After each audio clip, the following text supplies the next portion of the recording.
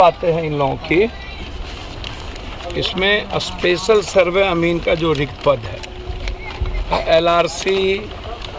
में एसएसए का जो नया विज्ञापन का मामला है, ये मामला है न्यू वैकेंसी का, जिसमें ये लोग इंजीनियरिंग है ना,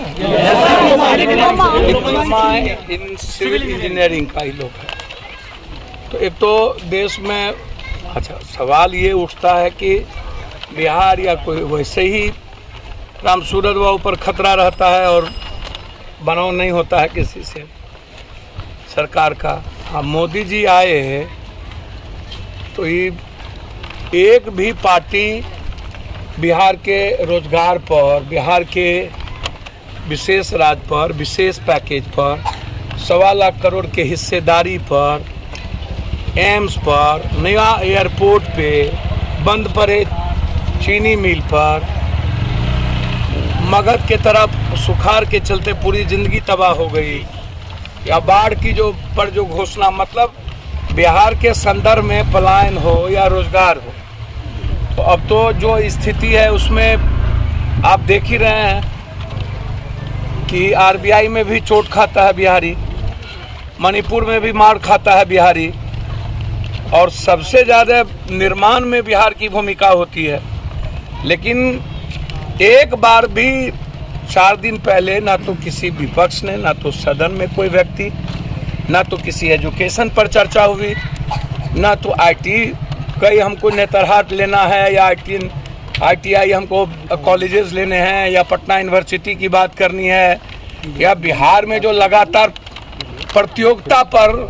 बात चल रही है कि प्रतियोगिता के आधार पर नौकरी का सवाल हो, नंबरिंग सिस्टम पर ना हो, जो लगातार आप देख रहे हैं। पहले तो आप देखिए 67% कॉलेजेस में एजुकेशन नहीं है, और गेस्ट फैकल्टी जो हमारे बच्चे डिप्लोमा करते हैं किसी इंजीनियरिंग में जा कर के, तो हम पढ़ना कुछ चाहते हैं, वहाँ प्रोफेसर उस फैकल्टी का होता ही नहीं है। तो कितना संकट में जूझना पड़ता है हमारे बच्चों को। अब 2000 कल हम गया में थे, तो जो 5 साल पहले जिसका एडमिशन हुआ, आज तक कैलेंडर एकेडमिक कभी हुआ ही नहीं, और किसी का एग्जामिनेशन तक,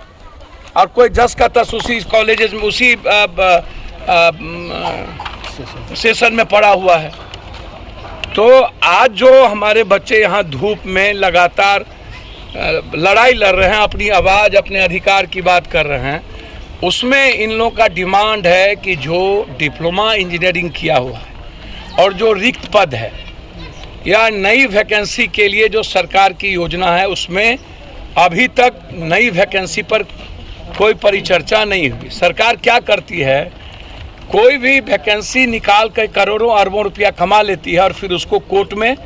या किसी न किसी दूसरे संगठन से उसमें आपत्ति डलवा करके उसको लटका देती है। तो सरकार की पॉलिसी भी तो बहुत खतरनाक है, एक दूसरे से लड़ा देती है एक ही डिपार्टमेंट में।